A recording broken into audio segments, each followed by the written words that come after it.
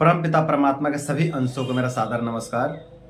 पिछले 3 वीडियो में हमने वात, पित्त तथा कफ प्रकोप के कारण, लक्षण एवं उपचार के बारे में पूरी विस्तृत जानकारी दिए थे और आज की इस वीडियो में हम लोग बात करेंगे त्रिदोष प्रकोप के कारण, लक्षण एवं उपचार के बारे में। लेकिन सबसे पहले हम लोग थोड़ा ये समझ लेते हैं कि त्रिदोष का मतलब होता क्या है ना। तो देखिए, जब वात, पित्त, कफ तीनों दोष विकृत हो जाते हैं, तीनों दोष प्रकोपित हो जाते हैं, तो इसको त्रिदोष कहा जाता है। और आज की इस वीडियो में हम लोग इसी के बारे में पूरी विस्तृत जानकारी लेने वाले हैं। तो चलिए वीडियो को शुरू करते हैं। तो अगर बात करें त्रिदोष प्रकोप के लक्षण की, तो जब भी शरीर में त्रिदोष का प्रकोप होता है तो वात, पित्त, कफ तीनों दोष के लक्षण एक साथ में दिखाई पड़ने लग जाते हैं। जब भी किसी व्यक्ति के शरीर में त्रिदोष का प्रकोप होता है तो उस व्यक्ति के शरीर में वात के, पित्त के तथा कफ के तीनों दोषों के लक्षण एक साथ में दिखाई पड़ता है। मतलब इस तरह से लक्षण दिखाई पड़ेंगे कि आंखों में जलन हो रहा है, मुंह से बार बार कफ आ रहा है और जो है कि भयंकर कब्जियत हुआ पड़ा है। इस तरह के जो है कि लक्षण दिखाई पड़ते हैं। मतलब बहुत सारे लक्षण दिखाई पड़ते हैं वात, पित्त, कफ तीनों के एक साथ में, है ना। मतलब जो कब्ज है ये वात का जो है कि प्रकोप हुआ पड़ा है और जो मुंह से बार बार कफ आ रहा है ये कफ का प्रकोप है और जो जलन हो रही है आंखों में वो जो है कि पित्त का प्रकोप है। इसी तरह से हो सकता है कि शुक्र का निर्माण ही ना हो रहा हो, है ना। किसी व्यक्ति के शरीर में इस तरह से हो सकता है कि नीचे देखेंगे कि शुक्र का निर्माण नहीं हो रहा है, शुक्र धातु बन ही नहीं रहा है, काम शक्ति नष्ट हो गई है और शरीर जो है कि मोटा होते जा रहा है, शरीर फैलते जा रहा है ना। और जो है कि पेट में जलन भी हो रहा है ना। तो इस तरह के जो है कि लक्षण दिखाई पड़ सकते हैं। पेट में जो जलन हो रहा है ये पित्त का लक्षण है और जो शरीर फैलते जा रहा है ये कफ का लक्षण है और जो शुक्र धातु की कमी पड़ी है, शरीर में शुक्र धातु का निर्माण नहीं हो रहा है, वो वात का लक्षण है ना। तो इस तरह के जो है कि बहुत सारे लक्षण दिखाई पड़ते हैं एक साथ में। वात के भी कुछ लक्षण दिखाई पड़ेंगे, कुछ पित्त के लक्षण दिखाई पड़ेंगे और कुछ कफ के दिखाई पड़ेंगे, है ना। मतलब आप सोचें कि हम किसी एक औषधि का प्रयोग करके हम अपने समस्याओं का समाधान कर दें, तो ऐसा संभव नहीं हो पाता है। क्योंकि अगर आप जलन की समस्या को दूर करते हैं तो कफ बढ़ जाएगा, है ना। यदि आप कफ वाली समस्या को दूर करते हैं तो जलन बढ़ जाएगा। अगर आप दोनों के एक साथ दूर करने का प्रयास करते हैं तो वात बढ़ जाएगा, है ना।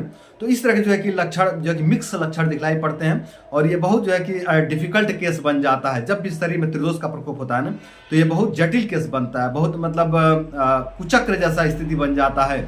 इसका समाधान जल्दी दिखाई नहीं पड़ता है। तो इस तरह के जो है कि लक्षण दिखाई पड़ते हैं त्रिदोष के प्रकोप होने के बाद। लक्षण बहुत सारे होते हैं, हमने बतला दिया है। वात में क्या लक्षण मिलते हैं, पित्त में क्या लक्षण मिलते हैं और कफ में क्या लक्षण मिलते हैं। वो सभी लक्षण एक साथ में एक बॉडी में दिखाई पड़ने लग जाते हैं। इसी को त्रिदोष प्रकोप कहते हैं। तो अब बात करते हैं हम लोग कि किन किन कारणों से शरीर में त्रिदोष का प्रकोप होता है। तो देखिए, अगर कारणों की बात करें ना, तो गलत आहार विहार के कारण, गलत खान पान के कारण, गलत दिनचर्या होने के कारण, जब भी शरीर में पांचों तत्व की एक साथ में वृद्धि हो जाती है तो उससे शरीर में त्रिदोष का प्रकोप हो जाता है। जब इस शरीर के जो अपना मिट्टी, जल, अग्नि, वायु और आकाश तत्व हैं ये एक साथ में विकृत हो जाते हैं, एक साथ में प्रकोपित हो जाते हैं, तो जो है कि इसके कारण शरीर में त्रिदोष का प्रकोप हो जाता है। दूध, दही, घी, आइसक्रीम, छोला, समोसा, इस तरह के जो कि ठंडा, गर्म, विरुद्ध आहार, मिले जुले आहार के एक साथ में सेवन करने से भी शरीर में त्रिदोष का प्रकोप होता है। बासी खाना खाने से भी शरीर में त्रिदोष का प्रकोप हो जाता है। शराब में बर्फ डाल करके सेवन करने से भी शरीर में त्रिदोष का प्रकोप हो जाता है। सरसों के पत्तों का ज्यादा साग खाने से भी शरीर में त्रिदोष का प्रकोप हो जाता है। बीमार या फिर ज्यादा समय के मरे या मारे हुए प्राणी के मांस खाने से भी शरीर में त्रिदोष का प्रकोप हो जाता है। मतलब जिस प्राणी का आप मांस खा रहे हैं वो या तो बीमार था पहले, या फिर 2 दिन, 3 दिन, 4 दिन, 5 दिन पहले का वो मरा हुआ प्राणी है, या किसी रोग के कारण वो मर गया था ना। और यदि उसका आप मांस खाते हैं तो इस कारण से भी जो कि शरीर में त्रिदोष का प्रकोप हो जाता है। जहर या फिर जहरीला खान पान की वजह से भी शरीर में त्रिदोष का प्रकोप हो जाता है। आजकल का जो खान पान है, जो हम लोग यूरिया, डीएपी यूज कर रहे हैं खेतों में, उससे जो है कि खान पान अशुद्ध हो गए हैं, जो अपना अन्न है वो अशुद्ध हो गए हैं। तो इस तरह के खान पान, इसको गर्विश कहा गया है आयुर्वेद में। गर्विश मतलब धीमा पॉइजन, एक प्रकार का धीमा जहर कह सकते हैं। तो इस तरह का खान पान हम लोग ले ही रहे हैं ना, तो इससे जो कि संभावना रहता है कि शरीर में त्रिदोष का प्रकोप हो जाए। तो इस तरह के खान पान का ज्यादा सेवन करने से भी शरीर में त्रिदोष का प्रकोप हो जाता है। ऋतु के विकृत होने से और पूर्वैया हवा के चलने से भी शरीर में त्रिदोष का प्रकोप हो जाता है। ऋतु का विकृति का मतलब है कि यदि मौसम खराब हो गया, मतलब मौसम में कोई विकृति आ गया, कोई वायरस बैक्टीरिया आ गया, तो उस कारण से भी शरीर में त्रिदोष का प्रकोप हो जाता है। या फिर पूर्वैया जब हवा चलती है ना, जो पूर्व की ओर से हवा चलता है, उसके कारण भी शरीर में त्रिदोष का प्रकोप हो जाता है। आयुर्वेद के नियमों के पालन न करने की वजह से भी शरीर में त्रिदोष का प्रकोप हो जाता है। और आयुर्वेद कहता है कि जन्म नक्षत्र पर ग्रहों की क्रूर दृष्टि पड़ने से भी शरीर में त्रिदोष का प्रकोप हो जाता है। अनेकों प्रकार के पाप कर्म करने से भी शरीर में त्रिदोष का प्रकोप हो जाता है। वात पित्त कफ को प्रकोपित करने वाले गलतियों को बार बार दोहराने से भी शरीर में त्रिदोष का प्रकोप हो जाता है। तो ये कुछ मूल कारण हैं जिन कारणों से शरीर में त्रिदोष का प्रकोप हो जाता है। तो अब बात करते हैं कि यदि शरीर में त्रिदोष का प्रकोप हो गया है तो इसका उपचार कैसे करें। तो इसका उपचार, प्रथम उपचार तो यह है कि जिन जिन कारणों से आपके शरीर में त्रिदोष का प्रकोप हो रहा है उन कारणों को त्याग दें आप। मतलब पाप कर्म का आप त्याग करें। जो मिले जुले आप आहार लेते हैं, मतलब कभी आइसक्रीम खा लेते हैं, कभी भी छोला समोसा खा लेते हैं, मतलब एक ही साथ में जो है कि लपेट देते हैं सब कुछ। शादी में जाते हैं, वहाँ पे जो है कि आइसक्रीम भी रहता है, दूध भी रहता है, घी भी रहता है, ठंडा भी रहता है, पेप्सी रहता है, कोको कोला रहता है, मतलब अनेकों प्रकार के खान पान वहाँ पे रहते हैं, 20 25 30 प्रकार के, है ना। और आप जो है कि भिड़ते हैं और सब कुछ लपेट देते हैं। तो इस तरह की जो है गलतियाँ करना जो कि छोड़ दीजिए, है ना। इस तरह की गलतियाँ ना करिए, पाप कर्म मत करिए, है ना। और जो भी जो कि शराब में यदि आप बर्फ मिला करके सेवन करते हो तो आप नहीं कीजिए। शराब पीजिए ही मत, शराब वैसे भी जो है कि हानिकारक है ना। शराब पीना ही नहीं है, उसमें बर्फ मिलाना और ना मिलाना तो बात ही नहीं है ना। तो शराब का सेवन मत करिए। जो भी मतलब जो हमने कारण बताया है, जो जिन कारणों से शरीर में त्रिदोष का प्रकोप होता है उन कारणों का आप त्याग कर दें। ये प्रथम चिकित्सा है त्रिदोष प्रकोप का, ठीक है। और इसके बाद हम चलते हैं मेडिसिन पर। इसके लिए मेडिसिन क्या हो सकता है ना। तो पहला जो है कि चिकित्सा तो ये हो गया कि जिन जिन कारणों से आपके शरीर में त्रिदोष का प्रकोप हो रहा है उन कारणों का आप त्याग कर दें, है ना। और आगे हम मेडिसिन की बात करते हैं। उन मेडिसिन का आप सेवन करें तो इससे जो आपके शरीर में त्रिदोष का प्रकोप हुआ है वो धीरे धीरे शांत हो जाएगा।